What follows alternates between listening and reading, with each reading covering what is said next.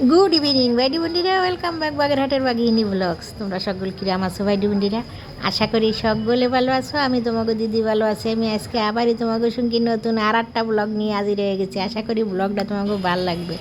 আজকে হচ্ছে আগে আমরা যে মেলায় গেছিলাম, ঘোরাঘুরি করছি, তোমাকে গান শোনালাম বিকেলবেলারটুকু। সন্ধ্যার পর থেকে আমরা যে আস্তে আস্তে আবার ওই পার গিয়ে একটু ঘোরাঘুরি করে খাওয়া দাওয়া করলাম, সেই ব্লগটা নিয়ে আজকে হাজির হয়ে গেছি। পরেরটুকু সাংস্কৃতিক সন্ধ্যায় যে সাংস্কৃতিক অনুষ্ঠান হয়েছে বাকি একটু সেইটুকু নিয়ে, আর যে পরে আমরা আড্ডা যেটুকু আমাকে বাকি ছিল খাওয়া দাওয়ার পর্ব, সেইটুকু নিয়ে আজকে চলে আসছি। আশা করছি ব্লগটা তোমাকে ভালো লাগবে, সাথে থেকো।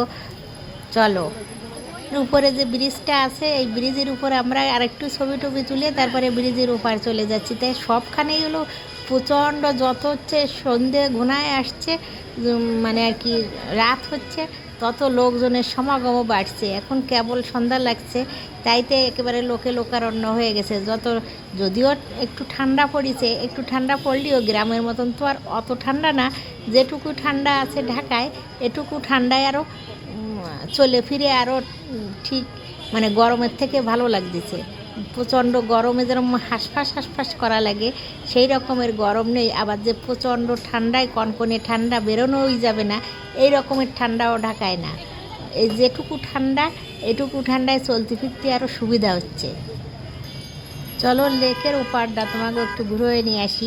দিনের বেলা হলেই ভালো দেখতে পারা যেত সব জায়গায়, এবং লেকের এই যে ভিতরে যে হাঁসের মতন যে নৌকাগুলো আছে ওগুলোই চড়া যেত। তারপরে হচ্ছে বোটগুলো আছে, বোটে চড়া যেত, কিন্তু সেগুলো আর রাতবেলা চড়া যাবে না, কারণ রাত বেরাত যদি কোনোভাবে, অনেকেই আছে এই জায়গার, অনেক মানে আর কি বয়স্ক মহিলা, বয়স্ক পুরুষ, বয়স্ক ছেলে ফেলে, মানে বয়স হয়ে গেছে, অনেক বড় হয়ে গেছে, তারপরেও সাঁতার জানে না, এরকম অনেকেই আছে যে একেবারে বয়স হয়ে যাওয়া পর্যন্ত ওই সাঁতার জানে না। আমি অবশ্য জানি, আমি তো গ্রামের মেয়ে, তাই আমি তো জানি। রাত্রিবেলা মনে হয় বোট চলে না। এইখানে হচ্ছে একটু মাঠের মতন আছে বাম সাইডে, ব্রিজের বাম সাইডে, সেখানে আবার একটু মেলা বসছে এইডে ওইডে সেডে নিয়ে।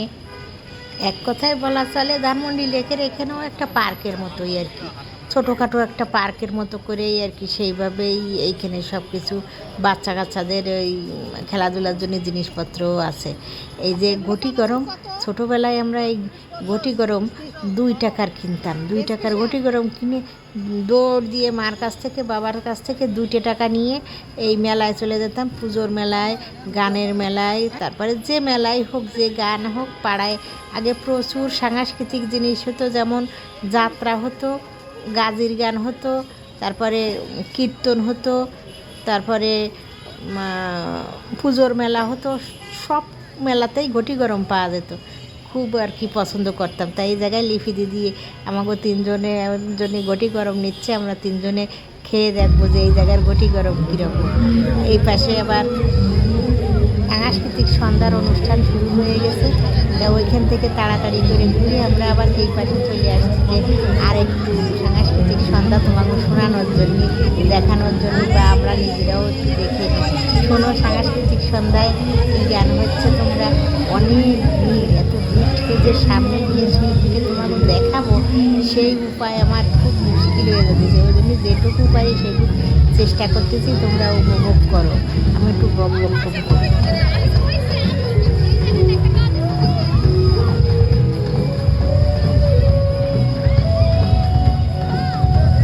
কুমার বিশ্বজিতের একটা গান হচ্ছে, যে শিল্পী গাইছেন তার পর্যন্ত আমি তোমাকে দেখাতে পারছি না কিরা যে গাইছেন কুমার বিশ্বজিতের গানটা।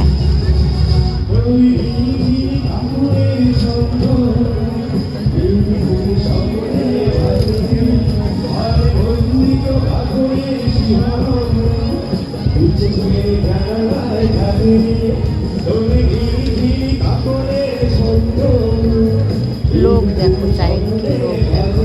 এখানে কিন্তু কোনো চেয়ার নেই, এটা হচ্ছে মুক্ত মঞ্চ। এই যে রবীন্দ্র সরোবরের মুক্ত মঞ্চ নাম এটি। এখানে কোনো চেয়ার টেয়ার দেওয়া হয় না, এখানে সবাই মুক্ত মঞ্চে উন্মুক্তভাবে সবাই দেখবে, শুনবে। উন্মুক্ত মঞ্চে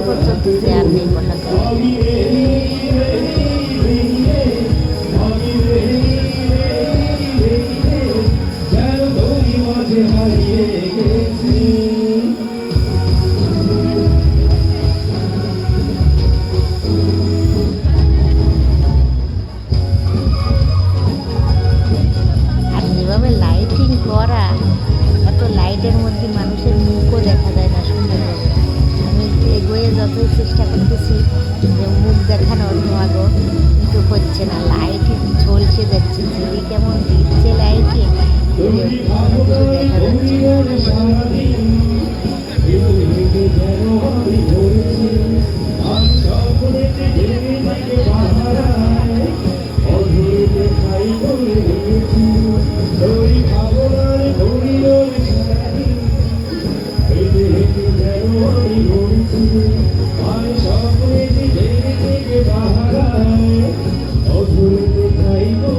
এবার একটু কাছাকাছি দেখানো যাচ্ছে। গানটা বেশ সুন্দরই গাইছে।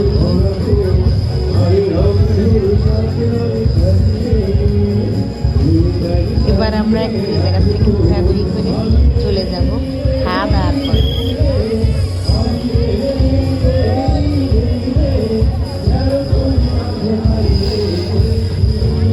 কারণ এখানে এখন সন্ধ্যা অনেকক্ষণ হয়ে গেছে, আমরা খাওয়া দাওয়ার পর্বটা সারিয়ে দিয়ে যার যার বাসার দিকে রওনা দেবো। অনেক রাত পর্যন্ত, রাত অবধি এখানে আমরা থাকবো না, যেহেতু এই জায়গাটা একটু পাহাড় নিয়ে যাচ্ছি, যেহেতু এখানে অনেক দূরে দূরে বাসা, এক একজনের সবার কাছাকাছি না। আমি যাব রামপুরা পর্যন্ত ধানমন্ডি থেকে, আবার অন্য অন্য মোহাম্মদপুরি কেউ ধানমন্ডিও আছে, দু এক দিদিরা দূরে দূরেও আছে। আমি একটু অবশ্য বেশি দূরে, রামপুরার দিকে, এত দূরে কেউ না, আমি একটু বেশি দূরে। তাই জন্যে তাড়াতাড়ি খাওয়া দাওয়া সেরে আমরা এখন চলে যাব। পিঠা যার যেটা পছন্দ সবখান থেকে একটা একটা করে, দুইটা করে, যে যেমন মানে আর কি পছন্দ করবে যেটা, সে সেমন সেইটা খাবে। তা এই জায়গা বেশিরভাগই সবগুলো হচ্ছে নেওয়া হয়েছে ভাজা পিঠা, কোনো ভেজানোটাও আছে, দুধে ভেজানো, কারণ ওইগুলো আমরা বাসায় সবসময় করি এবং স্পেশালি সুন্দরভাবে করা হয়, ওই জন্য দুধে ভেজানো কোনো পিঠাই আমরা নিইনি। এই বিশেষ করে ভাজাভুজি যেগুলো, জিলাপিও আছে এর মধ্যে, কুলি ভাজা, তারপরে ওই যে কী যেন বলে নকশি পিঠা ভাজা, চিনি দিয়েও ভিজানো আছে শিরায়, তারপরে অন্য অন্য আরও নানা পদের পিঠা ভাজা সবগুলোই হচ্ছে ভাজা পদ নেওয়া হয়েছে। ঝাল পিঠা আছে একটা ডিম দিয়ে করা, তার মধ্যেও এই পেঁয়াজ মরিচ ঝাল সব কিছু দিয়ে একটা পিঠার মতন, মানে কেকের মতন করে কেটে দিছে। এই ঝাল পিঠাটাই আমি খাবো আর কি। আর অন্য অন্য মিষ্টিগুলো কোনো কিছু বেশি আমার পছন্দ লাগতেছে না, এখন পাঁপড়টা খাবো আর এই ঝাল পিঠাটা খাবো, বিশেষ করে ওই ডিম দিয়ে যে ঝাল পিঠাটা করছে। আর সবাই যার যেটা পছন্দ সবই খাচ্ছে। এই যে দেখো এই যে পিঠাগুলো দেখতেছো সবই ভাজা, এর মধ্যে কোনো ভেজানোতা আমরা নেইনি, কারণ ভেজানোতাও মানে আছে। সব রকমের পিঠা তোমরা এই জায়গায় আসলে দেখতে পাবা, যারা গেছো তো দেখছো যে সব রকমের পিঠা এই জায়গায় উঠিছে, মানে মেলায় আসছে। আর সব দিদিরা আমরা যে ফটোশ্যুট করছি তাই একটু কোন কোন দিদিরা তোমাকেও একটু দেখাচ্ছি। তা আজকের ব্লগে এই পর্যন্ত। তোমরা সকলে ভালো থাকো, সুস্থ থাকো, সকল ভালো রাখো। আবার তোমাকে দেখা হবে তোমাদের সাথে অন্য কোনো পর্বে। আমার সাথে থেকো সবাই, ভালো লাগলে সাবস্ক্রাইব করো।